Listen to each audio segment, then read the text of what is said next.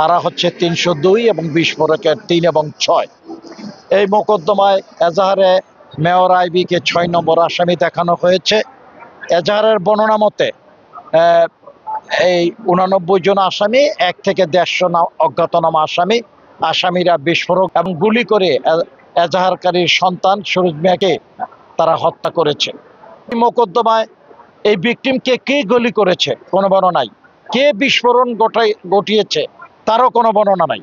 শুধু নামটুক থাকা ব্যতীত এজাহারে মেয়র আইবির কোনো পার্ট প্লে নাই, তার কোনো ভূমিকার কথা বলা নাই, সে সেখানে উপস্থিত ছিল তাও বলা নাই। আমরা এই বিষয়গুলি যুক্তি আকারে বিজ্ঞ আদালতে উপস্থাপন করেছি এবং বলেছি আজকে মেয়র আইবি 21 বছর যাবৎ নারায়ণগঞ্জ সিটি কর্পোরেশনের দায়িত্বশীল ভূমিকায় আছে। সেই ভূমিকা, তার নৈতিকতা, সততা এবং দেশপ্রেম প্রমাণিত হয়েছে। সেই আলোকে আমরা বলছি এই আসামি পলাতক হবে না। বিজ্ঞ আদালত যদি দয়া করেন এই আসামি পলাতক হবে না। সে তার ব্যক্তিগত বিলাসবহুল যে জীবন, উন্নত জীবন, নিউজিল্যান্ডে বসবাস করত, সন্তান স্বামীকে রেখে নগরবাসীর সেবার জন্য চলে এসছে এবং এইখানে উনি তার দলের যে সিদ্ধান্ত নীতি তার বিরুদ্ধে লড়াই করে নির্বাচন করে জয়লাভ করেছে। শুধু তাই না, নারায়ণগঞ্জ শহরে যত হত্যাকাণ্ড সংঘটিত হয়েছে, সন্ত্রাসী কর্মকাণ্ড সংঘটিত হয়েছে, ভূমিচ্যুত হয়েছে, তাদের বিরুদ্ধে উনি নারায়ণগঞ্জে সোচ্চার ছিলেন। উনি আদর্শবাদী একজন নেত্রী এবং নগরবাসীর জন্য উনি ওনার জীবনকে স্যাক্রিফাইস করেছে।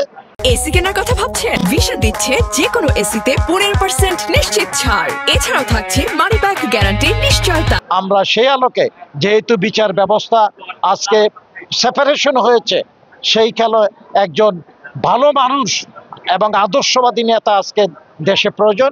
সেই আলোকে আমরা তার জামিনের প্রার্থনা করেছি। বিজ্ঞ আদালত রাষ্ট্রপক্ষ শুনানি অন্তে আমাদের জামিন নামঞ্জুর করেছে। আমরা ন্যায় বিচার থেকে বঞ্চিত হচ্ছি।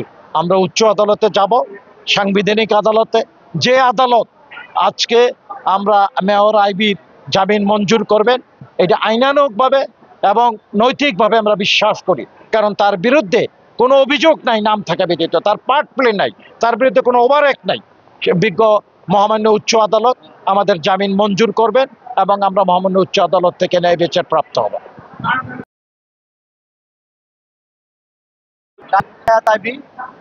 সাবেক মেয়র নারায়ণগঞ্জের, উনি দীর্ঘদিন যাবৎ জেলা যেতে আছে বৈষম্য বিরোধী ছাত্র আন্দোলনের বিভিন্ন মামলায়। আজকে একটা মামলায় ওনার বিজ্ঞ জেলা ও দায়রা আদালতে জামিন শুনানি হয়েছে। যে মামলার ভিকটিম সজল, তাকে সরাসরি বুকে গুলি করা হয়, পরবর্তীতে হাসপাতালে নেওয়ার পথে সে মৃত্যুবরণ করে, তার চিকিৎসাটা পর্যন্ত হয়নি। এই মামলায় ডাক্তার সেলিনা হায়াত আবি 6 নম্বর আসামি ছিলেন। গত 18/6/2025 তারিখে এই মামলা তাকে ডাক্তার সেলিনা হায়াত আবিকে গ্রেপ্তার দেখানো হয়। আজকে আসামির পক্ষে শুনানি করেছেন। শুনানির পরে আমরা রাষ্ট্রপক্ষে তার জামিনের বিরোধিতা করেছি।